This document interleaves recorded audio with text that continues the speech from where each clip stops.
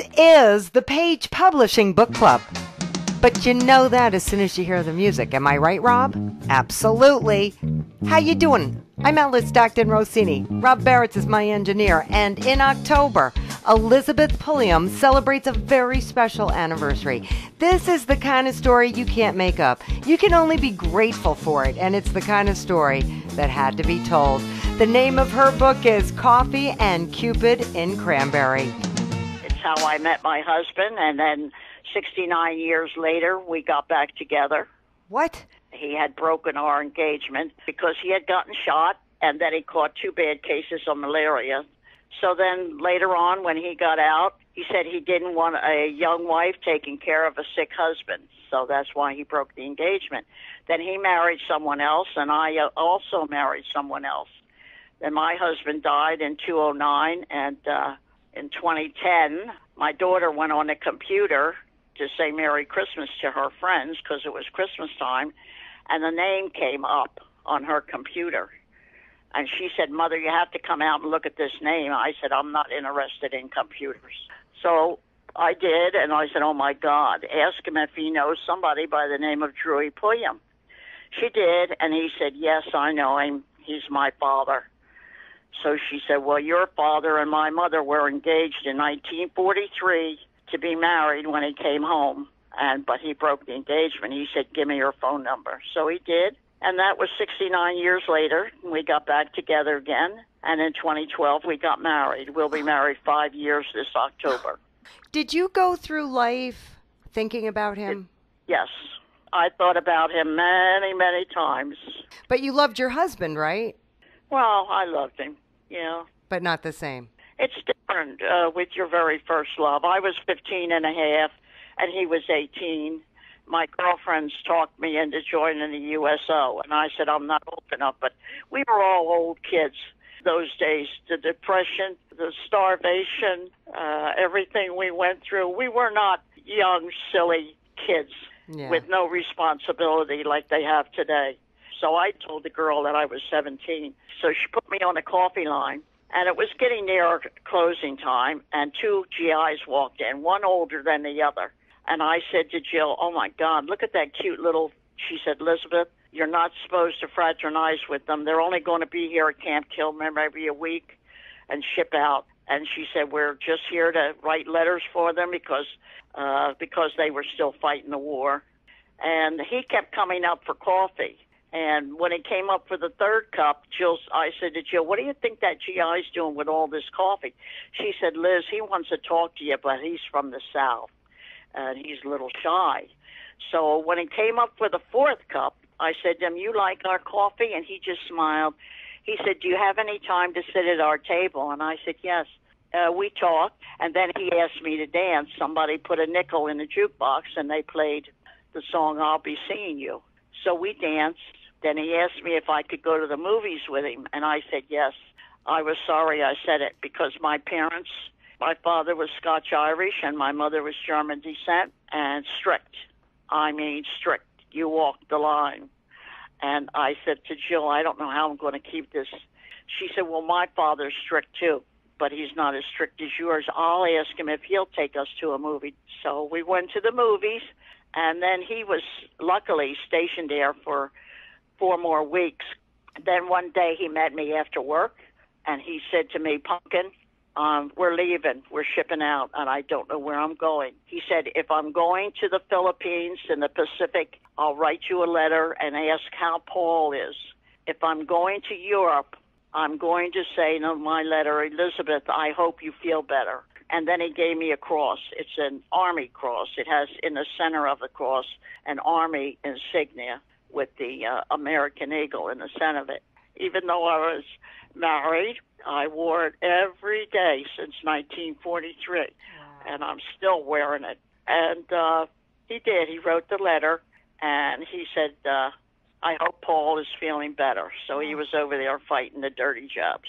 Got assigned to the Air Force Signal Corps. Had to chop the branches off of the trees, and he strung wire out to the ships to tell him where to bomb, and that's where he got shot. That's how he got malaria. You have a great American love story. That's what you have.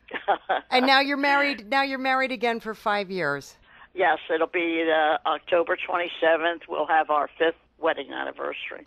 This sounds like a great movie, I have to tell you, Elizabeth. Well, thank you, hon. You're welcome. It really makes you believe in true love. Karen Spell McKittrick wrote her life story. Why? Because it's crazy. Her brother asked her to write My Dash, and once she got started, she realized she has a pretty interesting life. Interesting how? I've had like 5 near-death experiences. Also, I wrote the book for my husband, and I had a hard time getting through his death, and I really did want to help other people manage that. And so it is a happy, sad, and informative book. When you say near death, what do you mean? The first chapter addresses the fact that I was left at the scene of an accident in Pittsburgh after going through the windshield in a snowstorm. Actually, I landed on the bumper of the car, and nobody noticed me. I was in a very brown-looking snowsuit. How old were you? I was 9 months. And my mother was pregnant, so the emphasis was on her, and she was due in a few months. So it was, I guess, scary for everyone. Of course, I didn't know until I got all the history on this, but that's how my life started. And there were 4 more near-death experiences after that. Yes.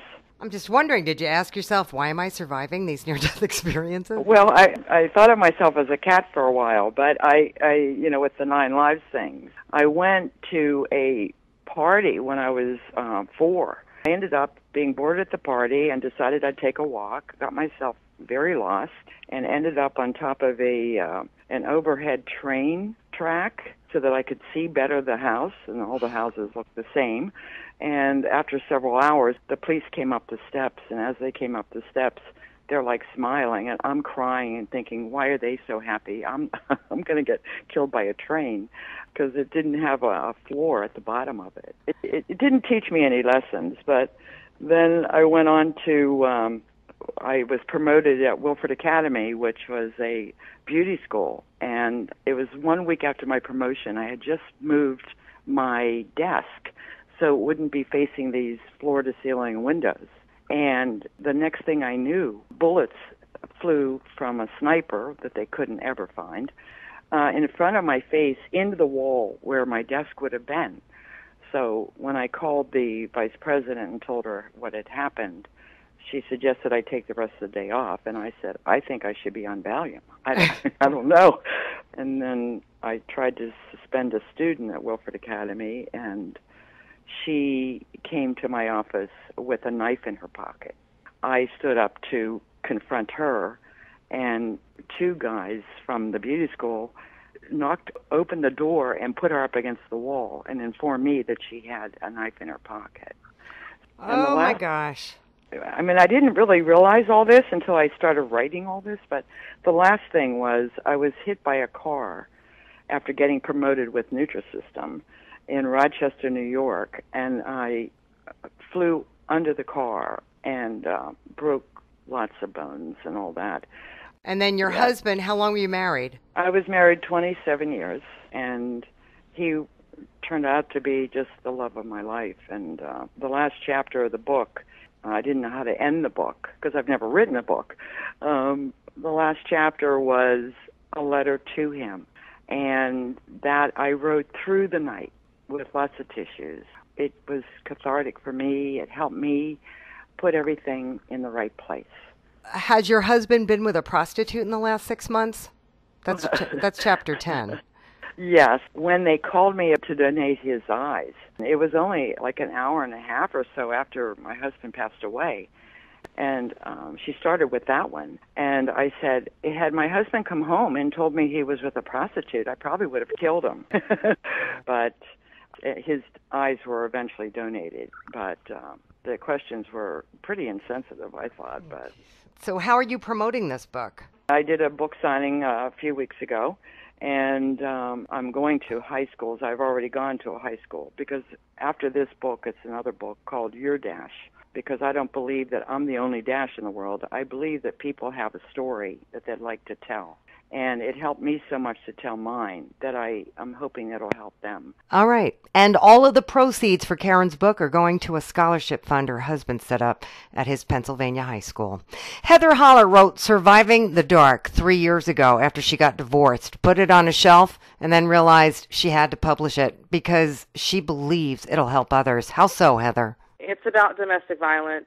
I was in a very abusive marriage, and I almost lost my life a couple times. So I just kind of felt like it was my duty in a way to pave the way for other men or women who are in a similar situation and show them that there is hope and that they can get out of it.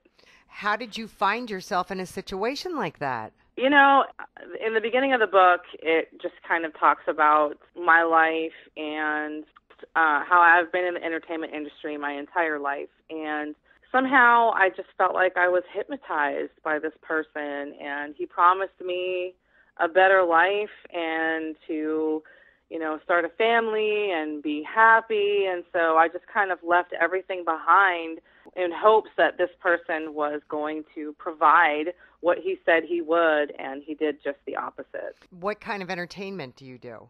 I'm a singer and a songwriter, and at the time that I was in Los Angeles when I met him, I was also acting. In 2007 is when the recession happened, and in Los Angeles it hit really hard, so I wasn't really getting any work as an actress. So he convinced me to leave LA and move, you know, across the country, you know, and it just turned into a nightmare. Where did you move to? We moved to West Virginia, where his family was, and it just spiraled from there. Well, when did it start to go bad? That's the thing. Like, all the warning signs were right in front of me, and I ignored them. And you talk about what these warning signals are in your book, what to look for. Mm-hmm. Behavioral patterns, how they grew up. Do they have a substance abuse problem? Do they have a history of violence? You should look at all these things before you marry someone, and all of those things were put right in front of my face, and I ignored them. I noticed his violent behavior in the beginning of our relationship, but he didn't turn it on me. He would, like, punch the wall, he would break things, but he never turned his anger towards me until after we got married. Was he a gorgeous man? Yes. That's very. The problem. Yeah. So, you know, this tall, dark, handsome guitar player, you know, just, you know, I was just infatuated with him and his, you know, dangerous demeanor and, you know, just wanting to have that manly man. But unfortunately, like a lot of people, it turns very bad. I was married for 7 years, but, you know, 50% of that time he was in jail most of the time. When he started abusing me, I mean, he just started going to jail left and right. But now that the book is out, I would love to, you know, speak publicly about this. I would love to possibly make this book into a movie and be more open about it to the public now that the book is out. Well, Heather, you know, there's plenty of women's shelters, and I have no doubt you're going to make that happen. We've got to take a quick break, but we are coming right back, so don't go anywhere. This is the Page Publishing Book Club. Have you written a book and want to get it published? Then now's the time to call Page Publishing at 800-204-6099 and do it immediately. You see, they're looking for authors of all types of books, and unlike most publishers, Page Publishing will take the time to review most of the books submitted to them, and they'll even give you their feedback. And if they like what they read, Page Publishing will get your book into bookstores and for sale online at Amazon, the Apple iTunes Store, and other outlets. They'll handle everything: copyright protection, printing, cover art, publicity, and editing. So if you've written a novel, a children's book, a cookbook, inspirational work, a book of poetry, or biography, and want to get it published, then you need to call Page Publishing and do it immediately. Call 800-204-6099 now for your free author submission kit. Your road to fame and fortune could very well start with this simple phone call. For your free author submission kit, call Page Publishing at 800-204-6099. Welcome back to the Page Publishing Book Club. I'm your host, Alice Stockton Rossini. Stephen Nehans is not very happy with the way things are going in our country right now, and he decided it was time to wake people up with his action-packed suspense novel called Nikita's Plan. He's talking about Nikita Khrushchev. So, how does the former Russian leader tie in with your story? My two heroes are FBI agents that was sent on an assignment to listen in on a senator. And they found some very troubling information about this plan that Khrushchev had created back in '61. When Khrushchev said to the world, and especially to JFK, "We will bury you," nobody paid any attention because he was always saying that. 2 weeks later in the Soviet press, he reemphasized that statement, and he says, "To America, we will not bury you with weapons. You are going to bury yourself from within." And nobody knew what he was talking about, but he did have a plan, and the plan was to infiltrate our colleges with Soviets that are dedicated for the rest of their life for no other reason but to bring down America and bring it down from within by creating chaos, by changing our education system, our mainstream media, by changing our society as a whole. And you feel that's parallel to what's happening today? Yes. I wrote this book in 2008 originally. And I saw all this coming. It was a premonition, basically. I tried to self-publish, okay, but I didn't have the expertise or the means for marketing. Page read it and accepted it, been extremely supportive, and they have done a tremendous amount of work to help me get the word out. I'm putting in advertisements in magazines. Is that working? There's a magazine. Yes, absolutely. Wow. There's a magazine called Military Families. It goes out to 730,000 military families. And I put an ad in there. I've got a marketing company here that I've hired for all my personal marketing, and they create these ads for me for local magazines that are running my ad, and I'm getting calls and comments, and it's just, I'm having a ball. Good for I'm you. just absolutely enjoying in life. I'm trying to retire. I'll forget about it. But no, I've got a full-time job. What do you do? I'm a controller. I have partners. We own a construction company that we work nationwide for the Veterans Administration at their cemeteries. I never dreamed of writing a book, but I came down with cancer, and it was a big battle to win that cancer over. And while I was recovering, I really didn't have anything to do. And it just came to me. Just absolutely came to me. It was stage 4 pancreatic cancer. How did you survive that? And that was through faith. That's I amazing. had 5 surgeons, and all 5 said there was no medical reason I survived that. Well, good thing you did. Enjoy every single day, Stephen. That's all I can say. Well, I do. I smell the roses every morning. Terry Reyes is a freelance writer. Political suspense is her specialty, and The Lighthouse Keeper 1 Redemption is the first of 7 books she's got planned. Terry, what's the story? It is about a former CIA agent who befriends, through his work, a Holocaust survivor. And the Holocaust survivor has him investigate some allegations that the United States and Great Britain have been using the AIDS virus as a vaccine to control populations. Oh, my God, that's awful. It is, but you have just these surrogates, this diverse group of characters that I just adore, from a Catholic priest to a Mother Superior to Holocaust survivors to an elementary school teacher to former CIA agent that are speaking for those that do not have a voice. So they are against, they are them against the world and against everything they believe in to try to bring this truth to the United Nations so that this can be stopped. And in doing so, they have discovered that a lot of these vaccinations and so on have been linked to the greater diseases for profit, for pharmaceuticals and so on. Oh, you're not touching on anything that anybody's talking about right now. How many people are out there saying, the pharmaceutical industry doesn't want to see us cure cancer? No, they do not. And so these advocates sacrifice lots. They break their vows, from, the church to the CIA agent who, to work together to try to bring this into the light against everything and every reasoning that goes against their moral fiber. Because I'm a mom, years ago, I was researching all these vaccinations. I just thought that it was frightening that I had all these diseases and survived, that they would like you to bring in your 2-week-old baby to fill them full of vaccines and such.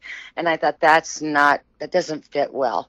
And through being a mom and that research, that just opened up things more and more and more. And then I think mostly after 9/11, it just all came to fruition and just seemed to come together in a different light.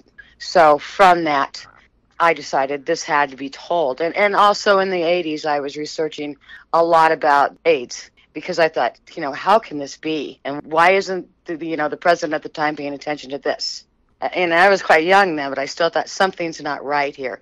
And through all of that logic and reasoning, this came into being. So this is why I have to write about this stuff, especially now, especially under all of these circumstances in our world.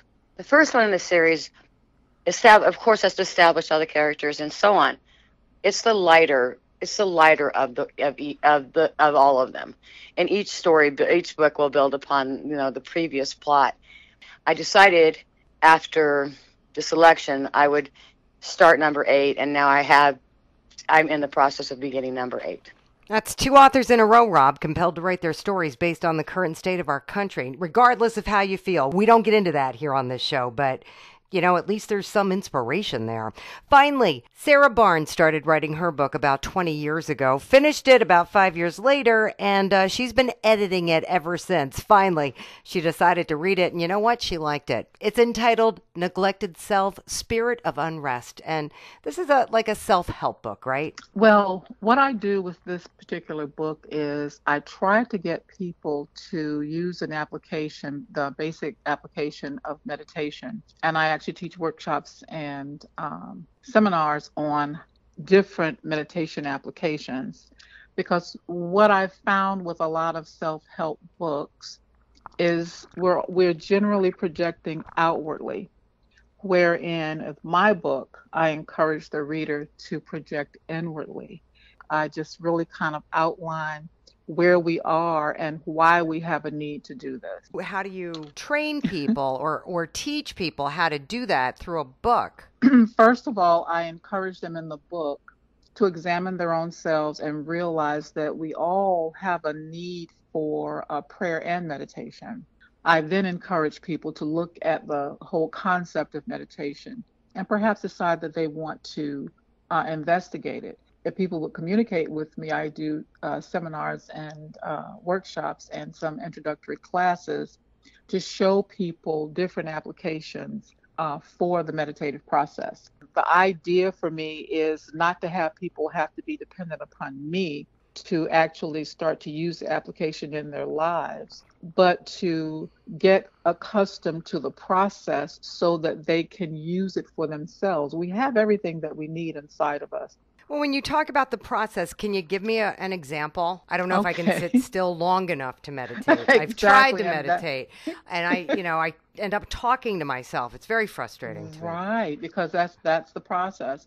Managing to quiet the ego conscious babble that goes on in our minds. It can be very, very difficult.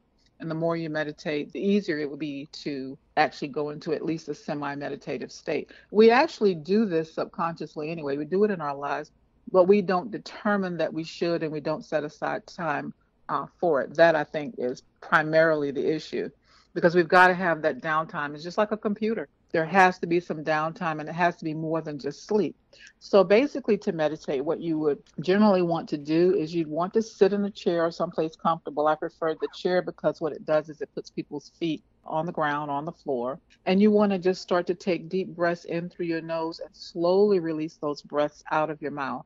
And in doing that, you want to do at least 2 to 3 of those until you feel really, really relaxed. And you just want to kind of relax your shoulders and just relax your mind. And as a beginner, I recommend, of course, doing it with your eyes closed, because what you're doing is you're going to actually take a journey inside of your own self. You're going to examine your inner path.